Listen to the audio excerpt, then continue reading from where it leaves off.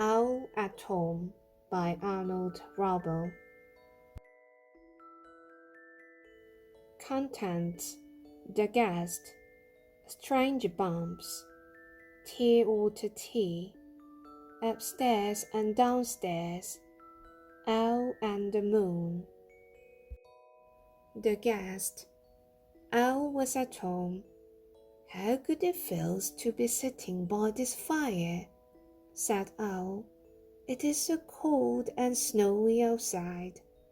Owl was eating buttered toast and hot pea soup for supper. Owl heard a loud sound at the front door. "Who is out there, banging and pounding at my door on the night like this?" he said. Owl opened the door. No one was there, only the snow and the wind. Owl sat near the fire again. There was another loud noise at the door. "Who can it be?" said Owl. "Knocking and thumping at my door on a night like this?" Owl opened the door. No one was there, only the snow and the cold. "The poor old winter is knocking at my door," said Owl. "Perhaps it wants to sit by the fire. Well, I will be kind and let the winter come in." Owl opened the door very wide. "Come in, Winter," said Owl. "Come in and warm yourself for a while." The winter came into the house. It came in very fast. A cold wind pushed Owl against the wall. The winter ran around the room. It blew out the fire in the fireplace. The snow whirled up the stairs and whooshed down the hallway. "Winter!" cried Owl. "You are my guest. This is no way to behave." But Winter did not listen. It made the window shades flap and shiver. It turned the pea soup into hard green ice. Winter went into all the rooms of Owl's house. Soon everything was covered with snow. "You must go, Winter," shouted Owl. "Go away right now." The wind blew around and around. The Winter rushed out and slammed the front door.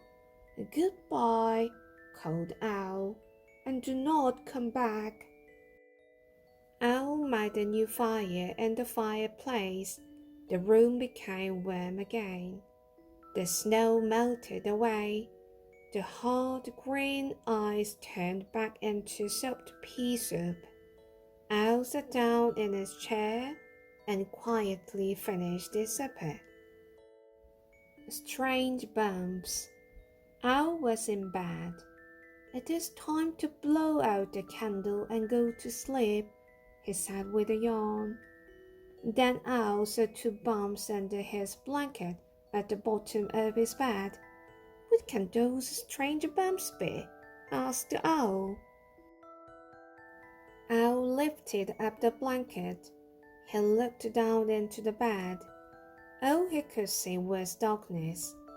Owl tried to sleep, but he could not.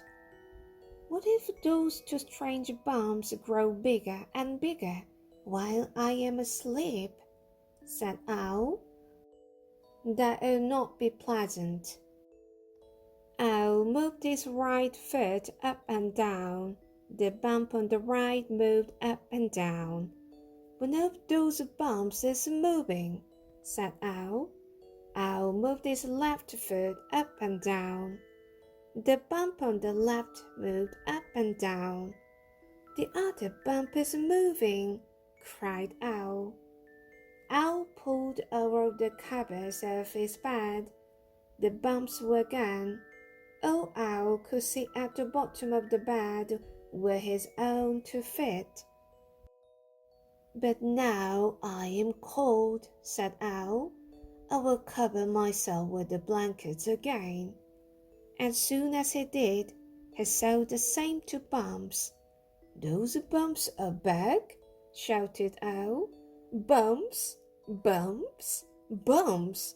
I will never sleep tonight. Owl jumped up and down on top of his bed. Where are you? What are you? He cried. With a crash and a bang, the bed came falling down. Owl ran down the stairs. He sat in his chair near the fire. I will let those two strange bumps sit on my bed all by themselves, said Owl. Let them grow as big as they wish. I will sleep right here where I am safe. And that is what he did. Tea, water, tea. Owl took the kettle out of the cupboard. Tonight I will make tea, water, tea, he said. He put the kettle on his lap. Now, said Owl, I will begin. Owl sat very still. He began to think of things that were sad. Chairs with broken legs, said Owl. His eyes began to water. Songs that cannot be sung, said Owl, because the words had been forgotten. Owl began to cry. A large tear rolled down and dropped into the kettle. Spoons that had fallen behind the stove and had never seen again, said Owl. More tears dropped down into the kettle. Books that cannot be read, said Owl, because some of the pages have been torn out. Clocks that have stopped, said Owl, with no one near to wind them up. Owl was crying. Many large tears dropped into the kettle. Moanings nobody saw, because everybody was sleeping, sobbed Owl. Mashed potatoes left on a plate, he cried, because no one wanted to eat them, and pencils that are too short to use. Owl thought about many other sad things. He cried and cried. Soon the kettle was all filled up with tears. There, said Owl, that does it. Owl stopped crying. He put the kettle on the stove to boil for tea. Owl felt happy as he filled his cup. It tastes a little bit salty, he said. The tea, water, tea is always very good. Upstairs and downstairs. Owl's house had an upstairs and a downstairs. There were 20 steps on the stairway. Some of the time Owl was upstairs in his bedroom, and other times Owl was downstairs in his living room. When Owl was downstairs, he said, I wonder how my upstairs is. When Owl was upstairs, he said, I wonder how my downstairs is getting along. I am always missing one place or the other. There must be a way, said Owl, to be upstairs and to be downstairs at the same time. Perhaps if I run very, very fast, I can be in both places at once. Owl ran up the stairs. I am up, he said. Owl ran down the stairs. I am down, he said. Owl ran up and down the stairs faster and faster. Owl, he cried, are you downstairs? There was no answer. No, said Owl. I am not downstairs because I am upstairs. I am not running fast enough. Owl, he shouted, are you upstairs? There was no answer. No, said Owl.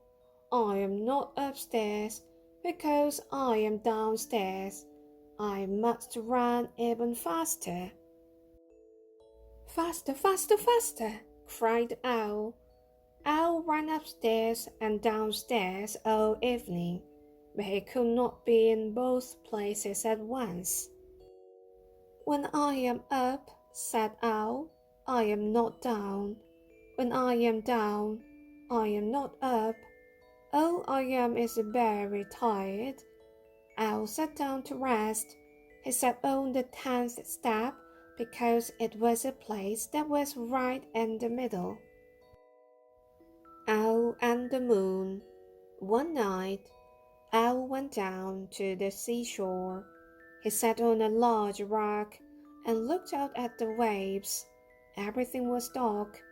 Then a small tip of the moon came up over the edge of the sea.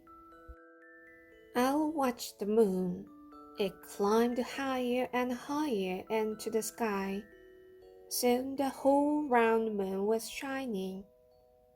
Owl sat on the rock and looked up at the moon for a long time. If I am looking at you, moon, then you must be looking back at me. We must be very good friends.